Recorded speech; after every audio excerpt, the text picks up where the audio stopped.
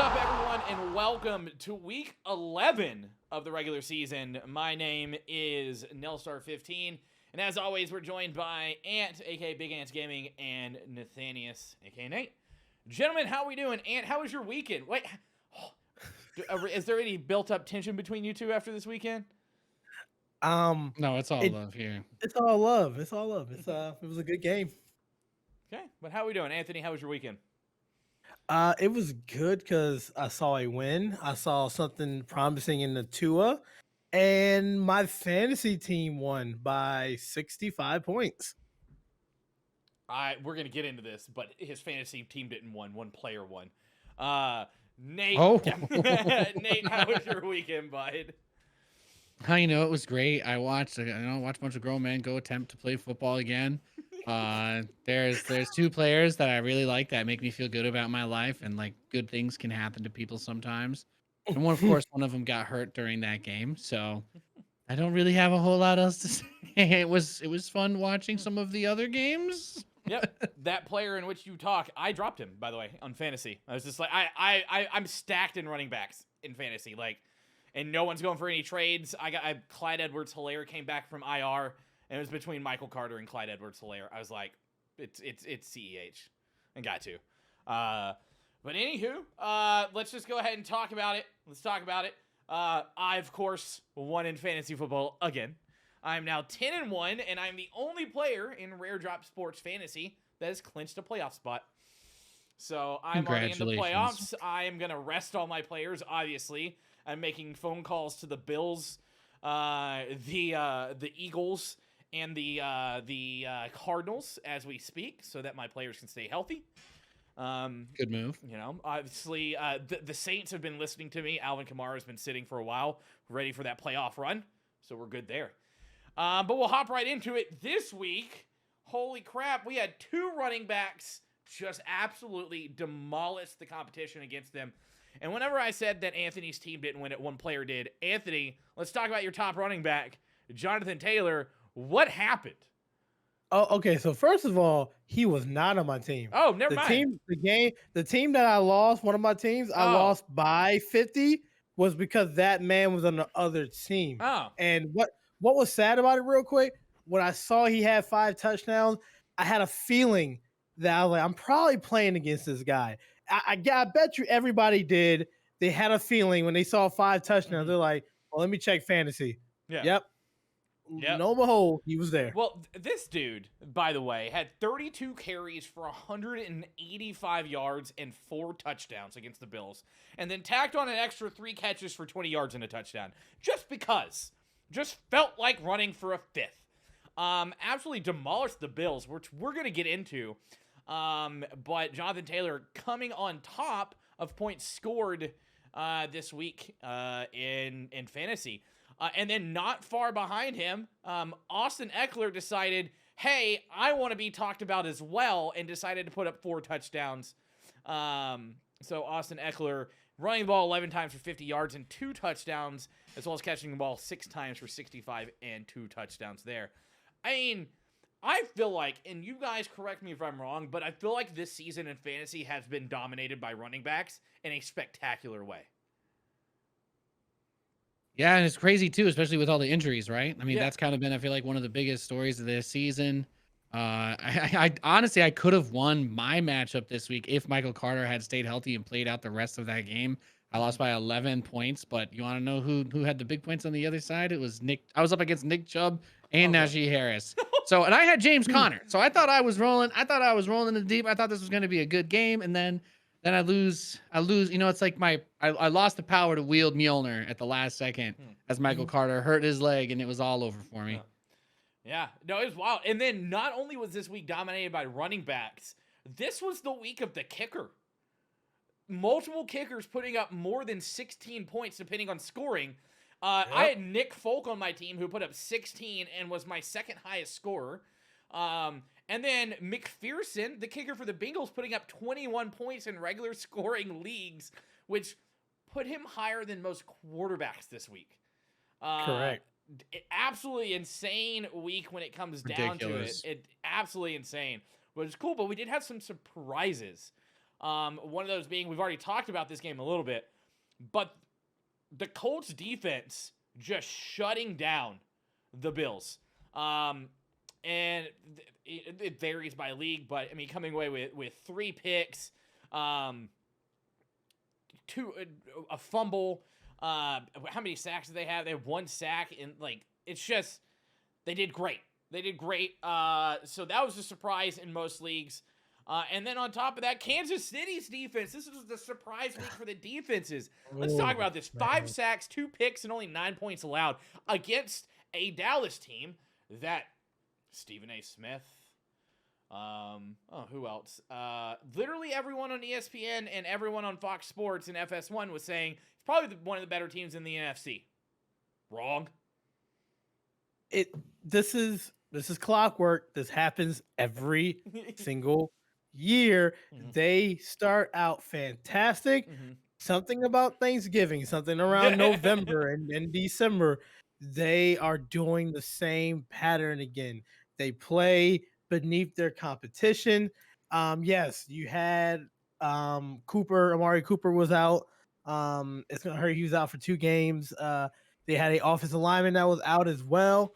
But at the end of the day, they should have did better than 9 points against Kansas City defense. Yeah, we're gonna get into some Amari Cooper stuff. There's some words that were said. But the last surprise was a quarterback.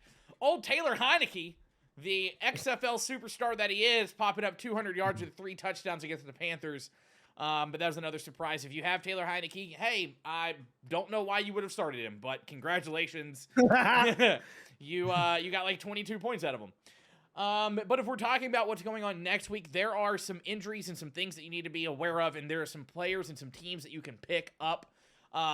But first and foremost, Alvin Kamara is out again, most likely for the Saints. Now, obviously, they didn't have practice today, but he was listed as non-participation in practice.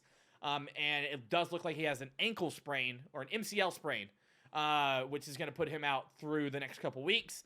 So that being said, Mark Ingram's back in New Orleans and looking like vintage Mark Ingram. We'll just say it. He's got 14 carries 2 weeks ago and 16 carries this past week, and has been efficient. He works well in that New Orleans offense. So if you get a chance, pick up Mark Ingram. He's available in a lot of leagues. And then one of Nate's faves, Elijah Moore, making our pickup list. Last week, 8 catches for 141 yards and 1 TD. And hear this, Nate. Listen to this. He's available still in 41% of leagues.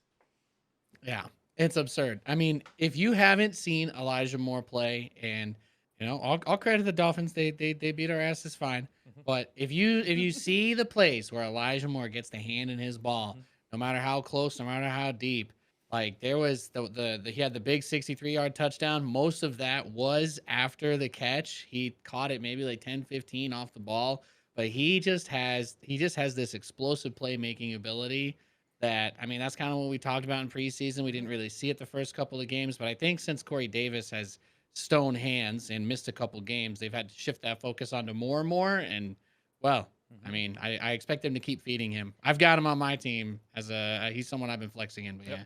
If you got him, he is a solid, with all the injuries that are happening right now, like across the running back and the wide receiver cores across the league. He is going to fill in nicely in a flex position if he's available. If not, I don't think a lot of people are placing a lot of value on him. You might be able to get him for pennies on the dollar if your trade deadline hasn't passed. So keep an eye on Elijah Moore if he's available in your league or if you want to trade for him. And then a team that by the way, said that everyone should pick up, and there were people on Twitter like, no, they just lost 3 of their starters on defense. Why would you pick them up? Chicago Bears defense coming in hot last week. In case you're wondering, the Chicago Bears defense put up pretty good numbers. I dropped Green Bay in favor of them, and Chicago put up 11 points. It was great. Even though they lost the game, I will say, they held the team to the Ravens to 16 points. Had 6 sacks, a pick, and fumble recovery. So absolutely killing it over there. Pick them up again. Reasoning behind it, they're playing Detroit. That's all you need to know. Just pick up the Bears. Pick up the Bears. They're playing Detroit. Tim Boyle had more interceptions than touchdowns in college and somehow has a spot on an NFL roster. So, yeah. You love to see it. You love to see it. Do you? Pick him No, up. you didn't. Pick up the If Bears if you you're- can. Yeah. Fair. Nate, what happened in fantasy football this week for you, buddy? Look, man, I've been going with the mass running back strategy, okay? I'm talking Josh Jacobs picked me up 11. I'm talking Michael Carter. Unfortunately, I didn't think it was a bad hit or anything. It's just he's obviously been going workhorse mode, and yeah, this kind of stuff happens. Thankfully, it doesn't seem like it's too bad. And obviously James Conner, but you know who dropped the ball on me, and I really had faith that this would be one of the easiest possible setups. Man, I'm like, I got. Oh, by the way, I also had Justin Tucker, so I wasn't in trouble over there either, or with the San Fran defense. But Ryan Tannehill just decides not to show up for me this week. Shame You on know, you. I got nothing. I got nothing. Oh, wow. The It's offensive woes unbelievably- continue for Nate's fantasy team. Nate out here actually looking like the Jets, but in fantasy. Oh man. Man, that is a big ouch. Well, hopefully Tannehill can turn it around. Speaking of Tannehill, let's hop into it. Anthony, can Ryan Tannehill? It says carry here, but I'm gonna change this word. Can he lead the Titans to the playoffs? Oh no. You don't think? Why not? No. Did you see the last game? We're gonna get into that, but let's talk about it. So you're talking about a Texans defense that in back-to-back games had 5 turnovers. So that's at least 10 turnovers in 2 games. And they look legit as a defense. So let's not talk about what's going on in the rest of the team. Tyrod Taylor coming back for Houston, I think, is a bigger bump for that team than anyone expected. But is this Tannehill's fault, or is this Texans defense looking damn good? No, it's Tannehill. Okay. No. Because this same Texas defense gave up like 50-something points earlier this season. So, nope. We knew this was going to happen when Derrick Henry went out, that this was the downfall of the Titans. And then Adrian Peterson got released. So I don't know what happened there. Kind of came out of nowhere. Maybe they're going to pick up Philip Lindsay that just got released from the Texans. I don't know what's going on with Tennessee, but it doesn't look good. And you should not have faith in Ryan Tannehill. You know what's funny? And Nate, and I want your thoughts on this, is there is every possibility, well, one, that the Titans can miss the playoffs, but also the Titans could lose every remaining division game that they have. What do you think? Yeah. I mean, at first I was like, wow, okay, they can still play football even without Derrick Henry. But then I was like, I'm not really sure. And then we were all like, oh, maybe they're one of the best teams in the AFC. But when he had to put the team on his back, there's a lot of interceptions. And just between you and me, I mean, obviously the only reason I even had Tannehill starting is because Lamar didn't play. But that's about it. So fair. I don't know. Hey, I will say I lost this. by 10 points. If we come out a positive of this game, Tyrod Taylor looked like a good game manager for that team. He didn't turn the ball over. He only had 100 yards. He looked like Jameis. But Jameis, that man is hurt. Leave that man alone. He was going to be the MVP. Jameis can't hurt you anymore. He What's can't up hurt with you anymore, okay? You don't have to play What's up against him with for the the rest of the year. shots? That wasn't a You know shot. what? I said Tyrod looked good. Deep down now, you knew Jameis was going to get MVP. You knew in the bottom of your heart when you clicked end stream, you knew Jameis was going to be there towards the end. You knew that. That's okay. He'll make a comeback. He'll win comeback player of the year and MVP same season. Next. Bold claim. Stay tuned for season 2 of the regular season. If we get picked up for season 2, we haven't heard back from the producers yet. Yeah. Moving on to the NFC South. I'm not saying this because I'm a Panthers fan, but I want to talk about the Carolina-Washington football team game. Because it seriously looks like Carolina can't figure out who they are. 1 week, they are the number 2 defense in the league, allowing 56 rushing yards a game. And then the next week, they're allowing Antonio Gibson to run for 140 yards. Nate, if you're looking at the Carolina Panthers, let's talk about this. Cam Newton looked perfect in that debut. He did everything he could. He carried that team as far as he could. If you're looking at that defense, are you placing all this blame like Matt Rule did on the cornerbacks and Dante Jackson, Stephon Gilmore? Or are you placing that blame on that coaching staff? Man, this is an impossible question to answer. You are the 100% Panthers expert. From what I see, I'll be honest. I expected things to be a little bit turbulent just with the change in the system, because it's not just like you brought in a new quarterback. You brought in somebody with a big personality, and even if it's pro for the team, that's still, there's still an adjustment period. I think the biggest thing that probably ended up happening was you don't really game plan that they're going to bring Cam back. You don't game plan they're going to bring him back as soon as they did. And he didn't play the whole entire first debut game, right? Like he was kind of in and out a little bit. So I think there it was a little bit easier to maybe catch him off guard, but they're gonna, I guess the coaching staff is where I'm leaning to with this, because they're gonna need to be able to get those game plans to work without having surprises every other play. Fair. That's very fair. I mean, you're looking at it from my perspective, it looks like when one thing's clicking for Carolina, the other isn't. So on Sunday, the offense was clicking. And then all of a sudden, the defense forgot how to play. I mean, and it doesn't help that Carolina leads the league in penalties. They're beating themselves. And as long as I've watched football, every time you have a team that is throwing up ridiculous amounts of penalties, every expert, every analyst chalks it up to coaching. So if you're asking me, fire Matt Rule. But anywho, moving on to Washington football team, they have now beat Carolina and Tampa Bay in back-to-back weeks. And does football team have a chance of winning the NFC East? I'm so sorry. That's childish. Do they? This division's a dumpster fire, but the Eagles still have it, right? Right? Can we say that, like, Taylor Heineke just beat Cam Newton and Tom Brady? I need to go back to week 1 and what our predictions, because if I'm not mistaken, it's starting to come out the way we wanted. No, absolutely not. The trap team. I said football team was going to win the division with 10 wins. I said Eagles with 7.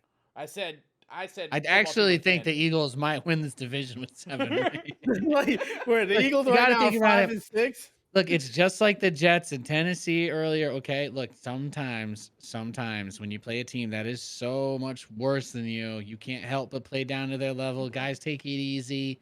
I don't know, even subconsciously, when you don't have a fear or anything like that, sometimes that affects the respect that gets shown. I don't know. I don't really know how it happens, but the Washington football team just, they just, I don't know. I don't know. They have this like weird ability to like gesture up and But the Eagles can't pass the ball. How are they going to win this division? Jalen Hurts is a glorified running back. Because of Dallas. That's why. Because of Dallas. Jalen Hurts needs to step up for his team. That's it. Period. They don't have any other options. There's no more backup option. There's no more insurance policy for the Eagles. Jalen Hurts either steps up and this team takes the division, or they flounder, and well, then I think he starts being a little bit scared. Maybe Sam Darnold comes back to the Northeast. Y'all can have him. Please. We'll pay half his salary. I mean, speaking of division races that are tight, I'm throwing half this run of show out the window, because this is good talk. Like, NFC East, what's it going to take for, let's say, the Eagles to win it? Because I'm not sold on Dallas being fake, right? Like, I still think Dak Prescott and CeeDee Lamb and their running backs with Zeke and Tony Pollard can pull this out and can end up being a 10 to 12 win team. They just got to figure their shit out. And I apologize if you got to bleep me out for saying that, you can. But I think Dallas has what it takes. But what do you guys think? What is it going to take to win the NFC East? It's going to go down to the final game of the season, Dallas at Philadelphia. Dallas next few games, back in the day, I would say it'd be winnable, but it's the Raiders, the Saints, and then they go with Washington, at New York, and then back home for Washington and Arizona. Okay. What were the first two? The Raiders, and then Saints. And then and at the Saints. Okay, so those are both winnable for Dallas. Easy. The Raiders are literally like a plane that is in a tailspin. They have lost engine power. And the Raiders... Wasn't the Broncos a winnable game? Huh? The Broncos was a winnable game for them, too. It was. And they lost. It was. But I think... I think Dallas can win those two games because the fact that Taysom Hill just got signed to a contract that's possibly $95 million means that the Saints are probably about to put Taysom Hill in at quarterback because Trevor Siemian is obviously not the answer. I don't know how it took him this long to figure that out. Shut up. And they just need to get a robot leg for Jameis. That's all they need. But Nate, let's take Dallas out of the picture. It's between Washington and Eagles. Like, are you just running the table with the Eagles at that point? Like, or do you think Washington has a chance to take it? The problem with Washington is that the biggest problem Taylor Heineke is that no, it's just the way that things are. They're only gonna be able to win these weird games where it's like, But the problem is I think the Eagles can actually beat bad teams, which I do think is important. I think the Eagles have the talent and the players on the field. Guys like Darius Slay are always going to keep their defense in it. And again, if the pressure is a little bit off Hurts, I like him. I think he's a player that is still improving over this season. Their offense was a total mess at the start, but Devonta Smith started to get into the ball a little bit more. I think it was Sanders got hurt again in that game. I didn't get to see what it ended up being, but I think the biggest challenge for Washington is can they actually win the games against the teams that aren't at the top or whatever of their divisions. Like beating Buccaneers is great, but they're a 4-6 team. Are they going to win? I don't know. I need to look at their schedule. Yeah. But the team is just, they have a way to disappoint you. You know, it's like when it's exactly the same kind of thing. Like when the Jets beat the Titans and you're like, holy crap, what does this mean? It doesn't have to mean anything. Yeah. It can just mean that on the day they won. Yeah. Speaking of disappointment, the NFC South not turning out to be the division that everyone thought it was. Holy moly. Tampa Bay is kind of just, I mean, they won. Let's be honest. But they played the Giants. Tom Brady is turning the ball over a lot more than he used to. The Saints are, who's going to be their quarterback? The Panthers can't decide if they're a top 5 defense or a bottom 5 defense.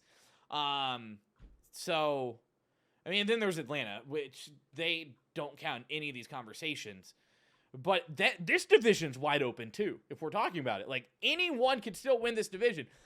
Let's just talk about the fact Carolina's undefeated in division play. Like, Carolina's still 2-0.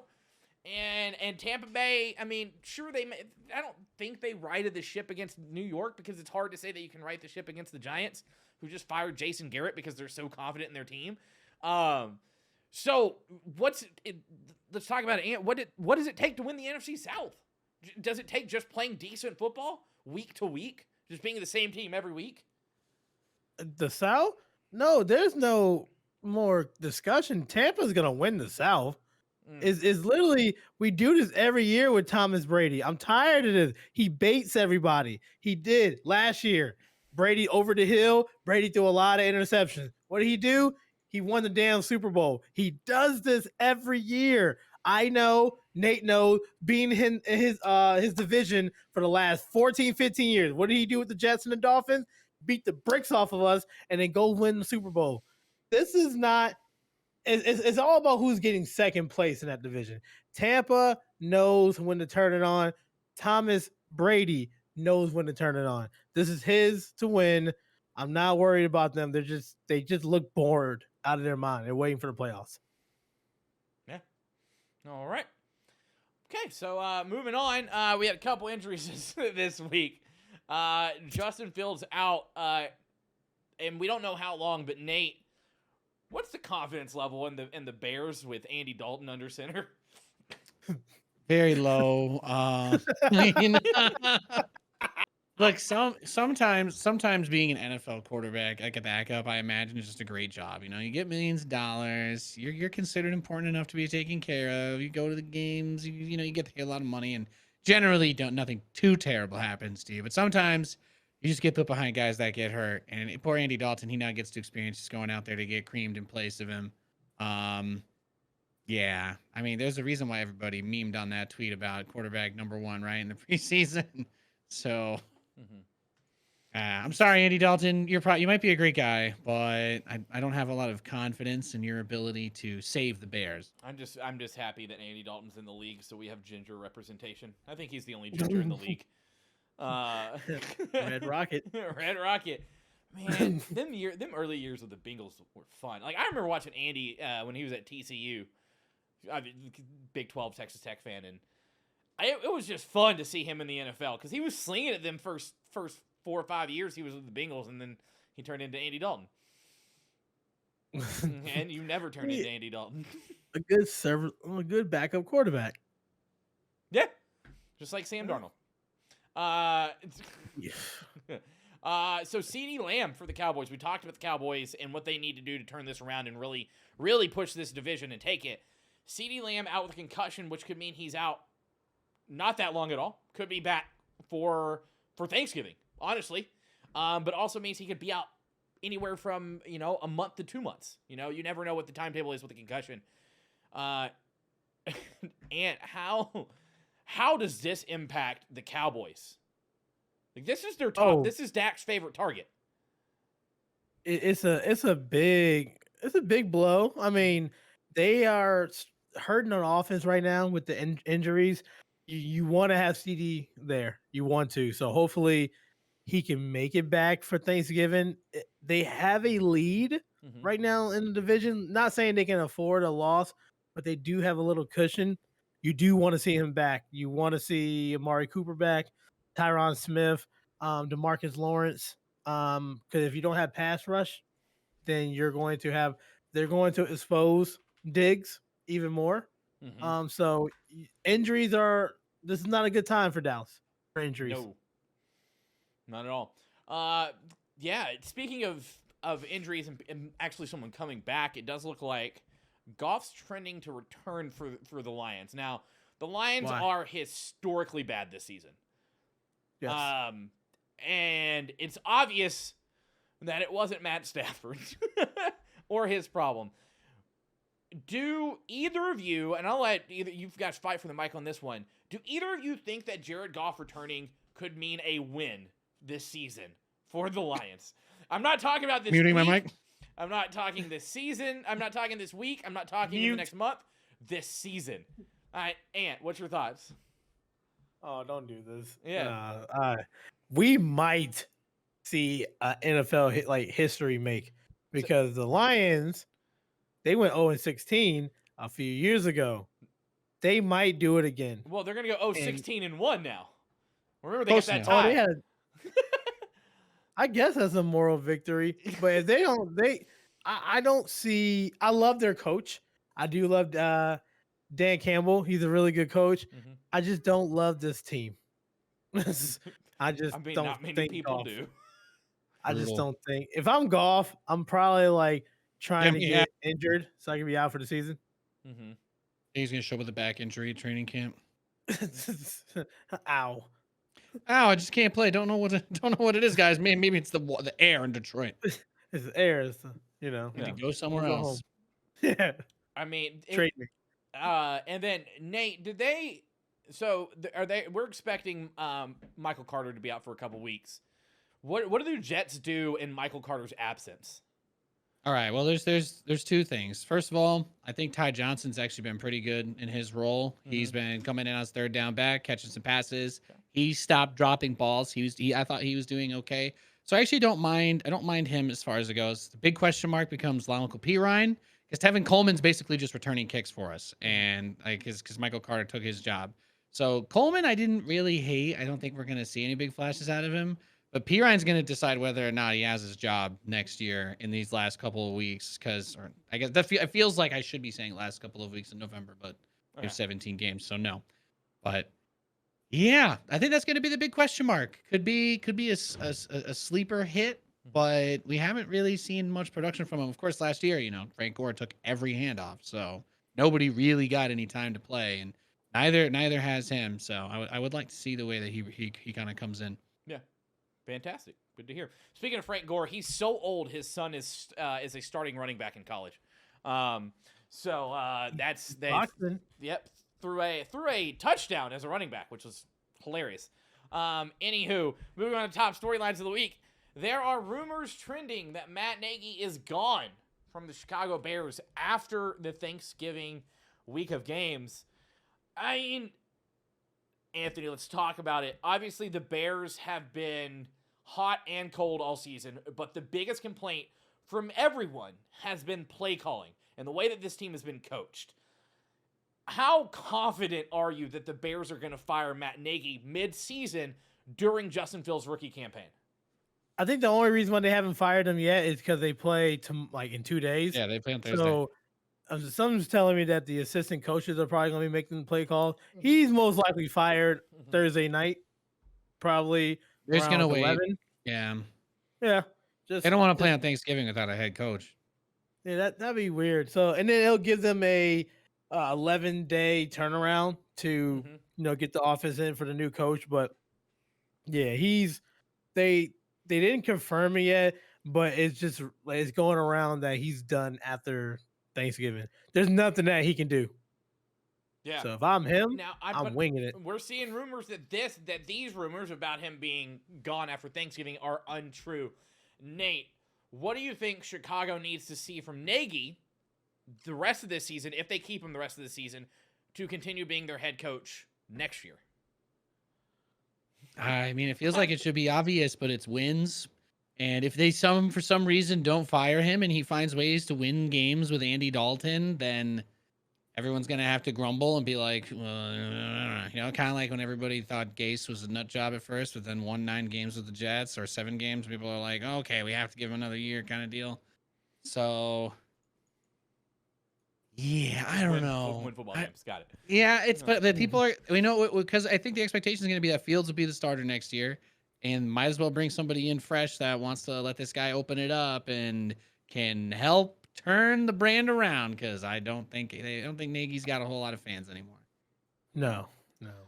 Yeah, speaking of coaches getting fired, confirmed that the New York Football Giants have let Jason Garrett go. I mean, okay, I'll take the writings on the wall. This guy, World's tiniest violin, was listen, the guy had one of the better quarterbacks of the past 20 years in Tony Romo and just wasted him away whenever he was the head coach in Dallas. Tony Romo should have had a Super Bowl. There is no doubt about that. And yet somehow some idiot in New York was like, hey, give him the offense. Because he was the offensive coordinator, if I'm not mistaken, in the Saints, and he did really well. Like he's an offensive minded coach. So they was thinking, I'll put him with Daniel Jones, and they're gonna tear it up. Now there is a clip going around on Twitter. I don't know if y'all saw it. There was a play call on Sunday where 3 Giants receivers went to the same spot.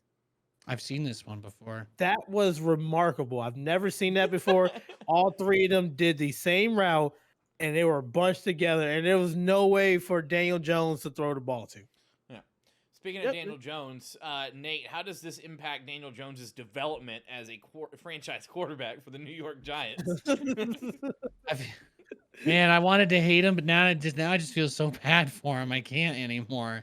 I don't know. Like, he got brought in. They're like, oh yeah, everything's just gonna be great after Manning's gone, right? No big deal. We're totally fine. And that was not the case. Everything's just got more and more difficult for him. He's had more challenges put in front of him, and I don't know. I really don't know how to feel. But I honestly think that even if they end up firing everybody who's left going into next season, Danny's gonna get at least another chance with a new staff, hopefully. Was it an impossible situation for Daniel Jones anyways?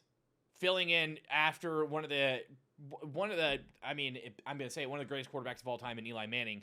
I mean, you can't deny 2 Super Bowl wins, MVPs. You can't deny that. Was it already an impossible task? I think he was going to be fine. It's the coach.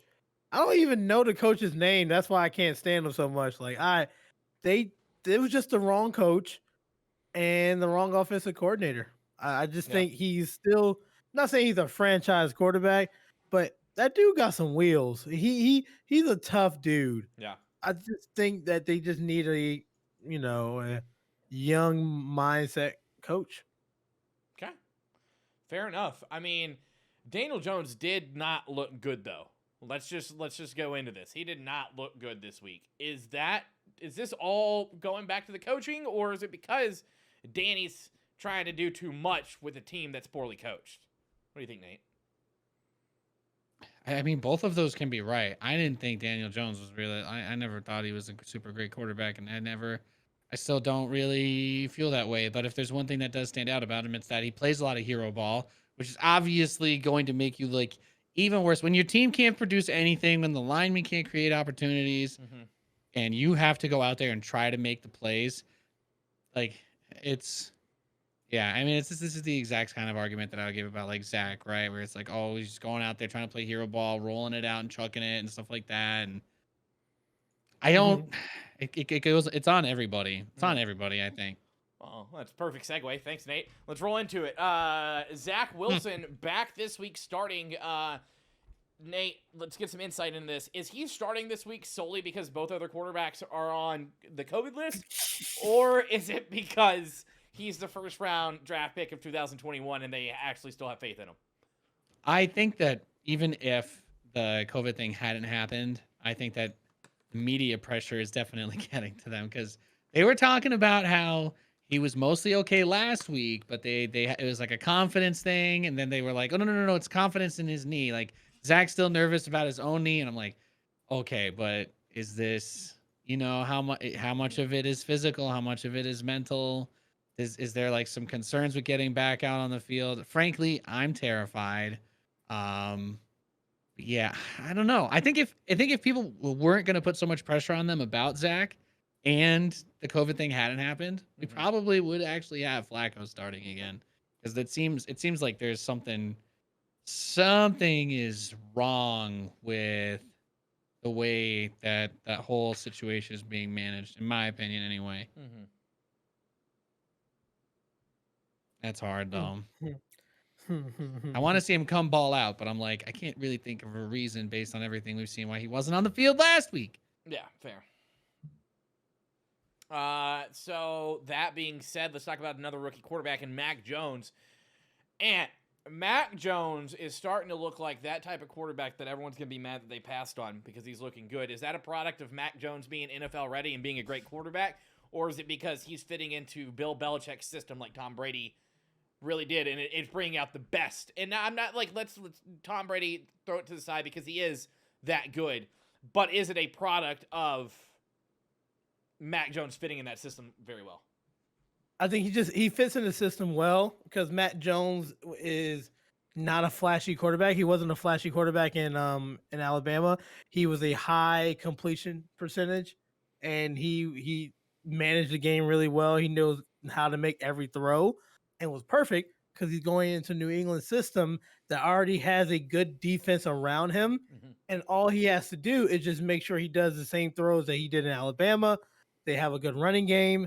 It's literally a match made in heaven, and they didn't have to move at all in the draft. He literally just fell to them, and it was just the right offensive line. I don't think any of the other quarterbacks that were drafted ahead of him could fit in this New England system. Yeah. Hey, let's dive a little bit deeper on this, though. Nate, let's talk about it. One of the biggest complaints when it comes to New England and that team has always been the lack of star receivers or the lack of anyone who would be a number one receiver on literally any other team being in New England. Do you think Mac Jones would be on a different level already if they had better receiving targets for him? Because right now, if you ask me, it looks like a lot of what he's doing is being preempted by the fact that Damian Harris has been tearing it up at running back this season. Well, first of all, that just makes a lot of sense, right? I mean, with the way Harris has been playing in that running game. But I'm just gonna go back to it. I've lived under the curse of the Belichick for pretty much almost my whole entire life, honestly. And I can say that we were talking about it in the first episodes of the show. he went into best situation, right? Coaching staff very stable, successful history of winning, team culture is already built up.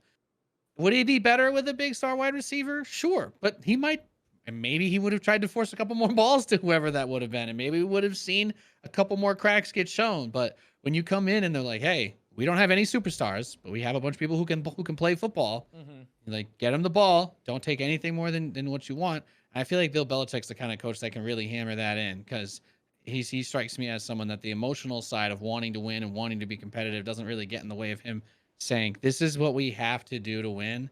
And that's why Mac Jones is developing as well as he is. I think if he had been on any other team, I honestly don't see him being the exact same. Anthony, thoughts? You think that you agree with that? Yeah, I mean, I do. I think it's just a perfect fit and kind of annoying because I hate it. I'm so mad. God, I hate Mac Jones. Yeah, I'm like kind of annoyed because he caught a break in Alabama and he's about to catch a damn break in New England. I'm thinking, and I know Nate's thinking the same thing, that when Brady's gone, Miami and New York could fight for a division title. But it looks like we're gonna have more issues for the next 10 to 12 years. I hate it. I hate it. Hate it. Hey, it is what it is. Let me out. Listen, I was gonna say I dealt with Drew Brees for so long, and then I remembered that the Panthers were the first team to win the NFC South back-to-back years. So I don't know them feels. I actually can't relate with y'all, and that's weird to say as a Panthers fan, because it feels like we've been wallowing in misery for so long, and then you realize that the Panthers have been to the Super Bowl in the past 6 years. So must be nice. Must be nice. All that being said, one last thing to talk about. We mentioned it briefly. Adrian Peterson getting released just 3 weeks into his tenure with the Titans. Anthony, what does this mean for AP? We talked about Le'Veon Bell last week, but this is Adrian Peterson, a former MVP who looked like he still had a little bit left in the tank after averaging 4 yards plus a carry this past game. Yeah, this is a send off. I think at the end of the day, he came into a team that needed help immediately, and they realized that he wasn't going to fix the Derrick Henry issue. I don't see him running anymore. He's a Hall of Fame. He's a Hall of Fame running back. He did what he needed to, but yeah, that's it for him. Yep. What do you think, Nate? You agree? Yeah. Sometimes it's okay to take the dub and walk away, and it might be time to be like, okay, look, I went out. It's not like he wasn't able to score. He went out, whatever he had left to show or prove. I think he did it. People know, okay, yeah, you can take a couple hits, you can run the ball, but he's not, he's not anybody's young stallion that's going to carry them for 10 years here anymore. No. Feel that. Speaking of young stallions that are going to carry their teams for the next 10 years, let's go into our rookie recap. We got 3 players, names we haven't talked about this season. I'm trying to get a little bit more diverse in who we talk about. Let's hop right into the fact that Micah Parsons should win Defensive Rookie of the Year out of Dallas. Micah Parsons. Give both of your thoughts on Micah so far, but I want to mention before we get into this, Micah Parsons' pass rushing grade from Pro Football Focus is tied with Myles Garrett and Crosby from the Raiders. He is tied with 2 of the best rushing defensive players in the league. So, Anthony, have the Cowboys struck absolute gold on defense with Micah Parsons? With Micah Parsons, yes. With their defense, no. So, like, you're really trying to, like, get me to say the Cowboys are having a good defense. No, they got lucky with Micah Parsons. They did. Okay, let's talk about Micah. That's this rookie recap, not Dallas Cowboys. All right, Micah. He is a stud. I kind of wish I could see him more as a linebacker, but this is rookie year. He knows how to get after the ball. It's really simple for him. So this is really good. I cannot wait to see his development into year 2 because I want to see him as a linebacker because I think he can play linebacker just fine. So, yes, he's going to win Defensive Rookie of the Year. He is a stud. The Cowboys got lucky. Let's hope they don't blow it. They probably will. Yep. What about you, Nate? What do you love about Micah Parsons? from what you've seen so far. I mean, dude's just a monster. I don't know. Like sometimes I feel like we always talk about how the draft is so crazy and can be such a crapshoot. But sometimes you just hit gold. Like I'm not crazy. I'm a Cowboys hater. I think we've admitted that enough times here. But Micah Parsons is just fun to watch, even in the bad games. He's always running after the ball.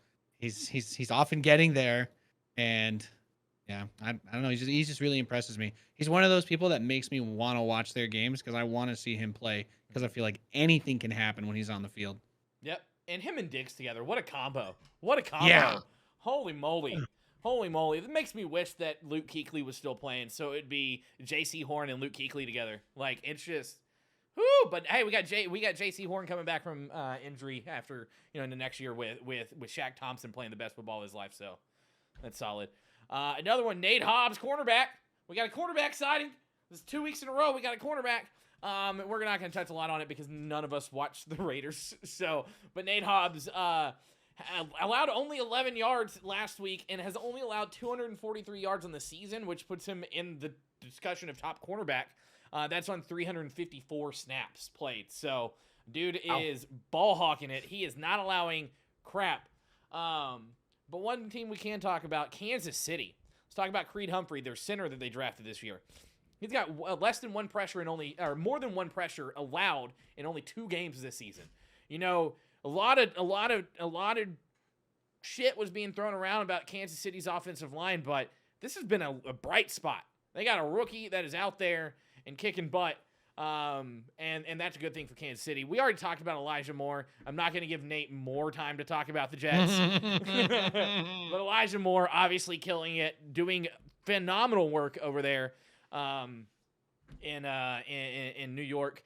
And then obviously we'll talk about everybody's teams. Jalen Waddle still doing phenomenal things for Miami, really turning into a multi. He's like a multi-tool. Percy Harvin. Yeah, I was gonna say Wes Welker, but that's fine. Yeah, I'll take Percy Harvin. I'll take that. I'll take the pro career of Wes Welker over Percy Harvin's, but yeah, because of Brady. There it is. Because of Brady. It is because of Thomas Brady again. This is how it works. Fair. And then I'll throw in a Carolina Panther, Brady Christensen. Whatever BYU's in. I don't know. He's like a top-rated left tackle out of BYU for 2 years in a row. Coming in and left tackle in relief time and didn't allow a single pressure for Cam. So that's nice. Cam's getting some protection, something Sam Darnold wasn't afforded. So, poor thing. Anywho, we're heading into week 12, which means we finally get the Carolina Panthers versus the Miami Dolphins, the game that everyone has been waiting for. Everyone is waiting to watch this game. We gonna run the table on our bet? I owe you $20. You just want double or nothing? Yeah, go ahead. All right. F it. Let's go ahead. Let's just go ahead and do it. Nice. This game's either gonna be like 6-3 or it's gonna be 46-43. There is no in between. Definitely gonna be a 3-2 ball game. One field goal and one safety. Nothing else. Yeah. I don't know. Hey, Zane Gonzalez, Panthers kicker, has won NFC Special Teams Player of the Week twice now. Has not missed a field goal since like week 3. Wow. Saying just we'll jinxed get him. more Good than job. one field goal. I just jinxed him.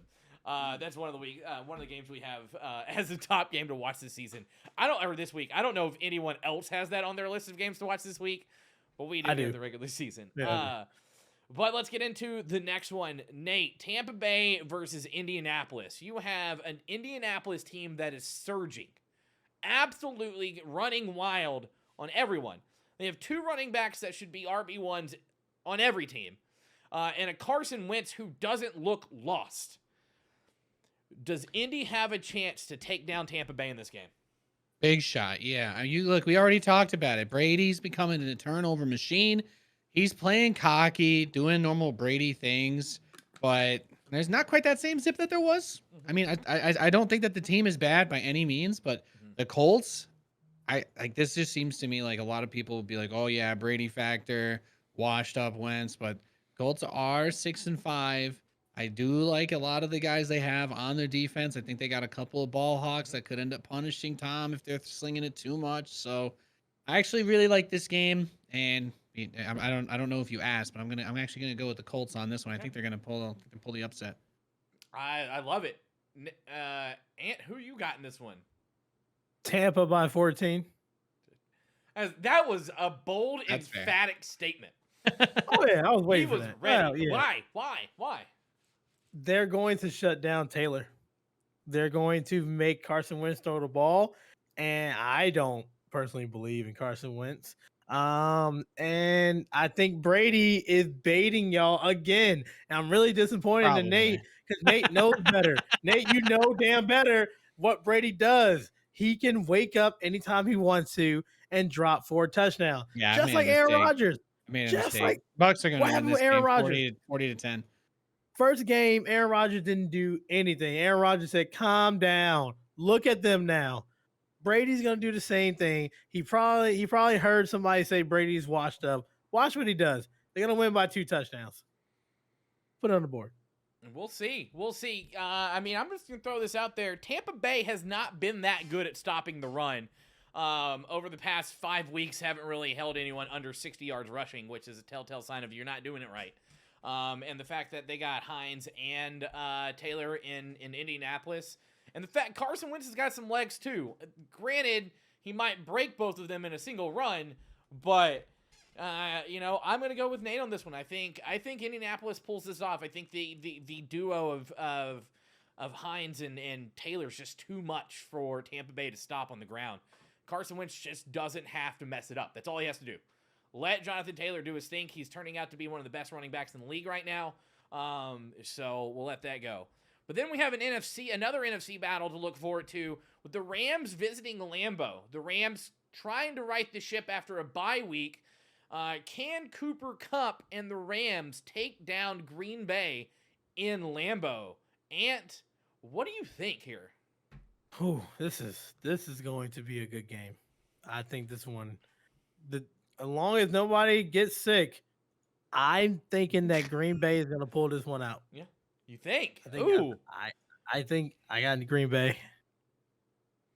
What about you, Nate? What do you think on this one? Because the Rams have kind of floundered there a little bit before their bye, but a rest coming in against a Green Bay team that might look a little tired after Devontae Adams ran up and down the field about 700 times last week. Yeah, I like the Rams here. I like the Rams. I think as like you were just saying, I think the bye week stuff's been pretty big for a lot of these teams. Mm-hmm. Probably still expect the defense to struggle, but I think this would be like almost a Matt Stafford swan song kind of deal. So maybe I'd take the over. Yeah. I don't know. I don't have a specific score, but I think it's gonna be a shootout. I think I'm really excited now. OBJ's got time in this system. He's now spent a bye week with this team. It's not 2 days before a game. He's signing with them. He's now got time. He's learning it. I think the Rams have what it takes to right their ship, and this is their chance to get back on top. Because right now, like if we're being honest, we've talked about this every week. Which team is the best in the NFC? And it changes because everyone just likes to shit the bed whenever we say they're the best team in the NFC or in the league. The Rams are going up against what I think is the best team in the NFC. It's just Green Bay. They look unstoppable since that loss against the Saints where Aaron Rodgers decided to throw a punt. So, I mean, I think the Rams take this too, but I think it's like a 3-point game. Just remember the Rams are coming off of 2 straight losses, and Stafford didn't look good against the 49ers and lost against a Derrick Henry-less Titans. It was also the best defensive playing I've ever seen out of a team in the Titans. That team looked like they could do no wrong on defense. 49ers? No, the Titans. I'm just saying, like, 49ers. I mean, it is what it is. Anywho, I'm going to take the Rams too. But one last thing to talk about. I want you guys' thoughts on this. So Cooper Kupp's dad came out and said that every year his work fantasy league, they've allowed him to take his son in fantasy as just it's your son, you can have him thing. The fantasy league has since told him he can no longer have his son. He has got to be drafted like a normal player. Is this fair, or would you still let Cooper Kupp's dad take him as a, hey, here you go, it's your son? There's already enough cool benefits. At least play fair in your fantasy league. You get enough perks from having your son be a multi-millionaire NFL superstar. You can play your damn fantasy league fair. Yeah, you better play fair. You better draft him if you want your son. Yeah, is he worth the pick? Are you saying he's not worth the pick, Dad? Is that what you're saying? Is he worth the #1 pick? Yeah. Do you love him? How much you love him? Or do you like how much do you love him? God, because you know if he doesn't draft him with the first pick, some asshole is going to come and snipe him. Next pick. Yes. Nope, I'm taking Cooper. Well, yeah, I would be that person. Oh, just out of spite. Like, just out of spite. Yeah. You could give me tickets to the game, and maybe I'll trade them to you, but... You see that running back that's sitting on your bench the entire season? I'll take him for Cooper if you give me all home game tickets. And an autographed ball. Boom. And an autographed ball. I don't know. Hey, you guys let us know what you think about that. I think it's unfair. I think you let the guy's dad take him in the league every year. It's just a courtesy. This is your son, you know? Hey, but it is what it is. I'm sure Sam Darnold's dad isn't drafting him, so he doesn't have to worry about it. He's not playing.